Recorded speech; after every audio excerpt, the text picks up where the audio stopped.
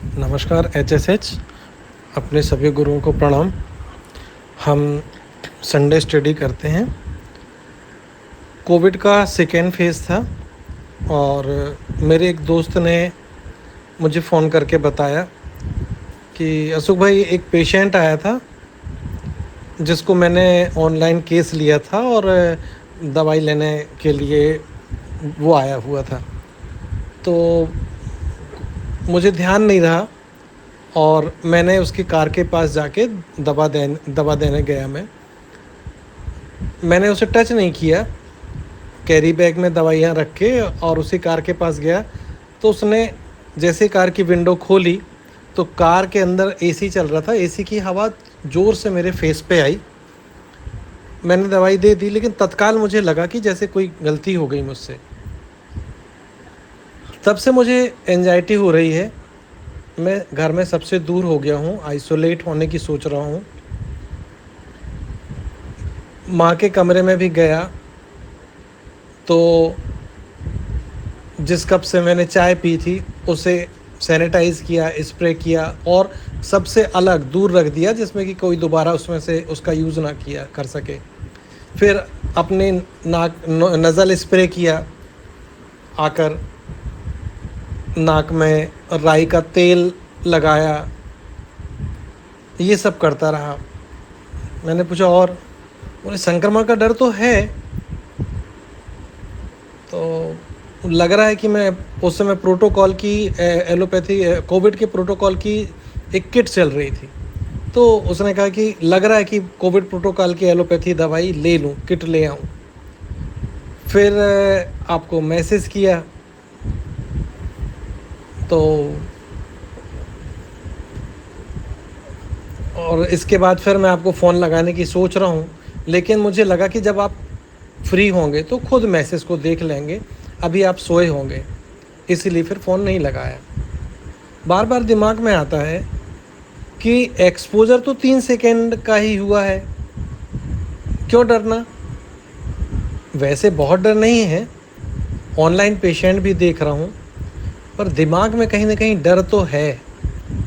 ये केस था और इसके आधार पे मैंने उन्हें दवाइयाँ दी और अगले सुबह उनका फ़ोन आया कि वो अच्छे हैं।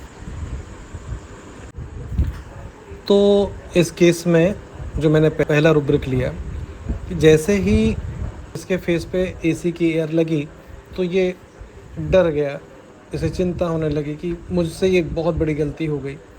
तो यहाँ पहला जो रुब्रिक था वो ये होगा, fried fair aggravation elements from, क्योंकि इसके बाद ही इसे एलिमेंट्स शुरू हुए। इसे ये आइसोलेट होने की सोचने लगा, तो क्योंकि घर के बाकी मेंबर्स को इन्फेक्शन ना हो। मदर के घर में गया तो मदर के कमरे में गया तो वहाँ चाय पी तो उस कप को सैनिटाइज़ किया, सबसे दूर रख दिया, अपने नज़ल स्प्रे बार बार करने लगा। तो आइसोलेट होने की सोचना, अपने जूठे सामान को स्प्रे का सैनिटाइज़ करके अच्छे से रखना, तो ये सब के लिए मैंने लिया एंजाइटी अदर्स फार। बार बार इन नाक में सैनिटाइजेशन करना, और ये जो था ये था उसका फेयर इन्फेक्शन ऑफ। ये उसने बोला भी कि मुझे इन्फेक्शन का डर लग रहा है।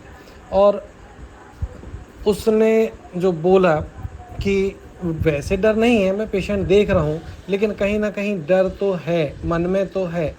तो ये जो डर था ये उसके खुद के लिए डर था कि उसे इन्फेक्शन ना हो जाए। और यहाँ जो मैंने रुब्रिक लिया, फेयर सेल्फ फार, तो ऐसे 4 रुब्रिक लेने से आर्सेनिक चार्ट पे आई। उसे मैंने आर्सेनिक 200 का वाटर डोज फ्रीक्वेंटली लेने के लिए कहा, और अगली सुबह उन्होंने फ़ोन किया कि उन्हें आराम है। तो ये आर्सेनिक था जिसमें 200 पोटेंसी वाटर डोज में फ्रीक्वेंटली दी गई। Thank you. Hello, doctors. After successful completion of our basic primary course 4 with bread butter remedies and gynac cases, we now slowly move towards the BPC 5 consisting of pediatric cases by our learned mentors with good command over rubrics and remedies.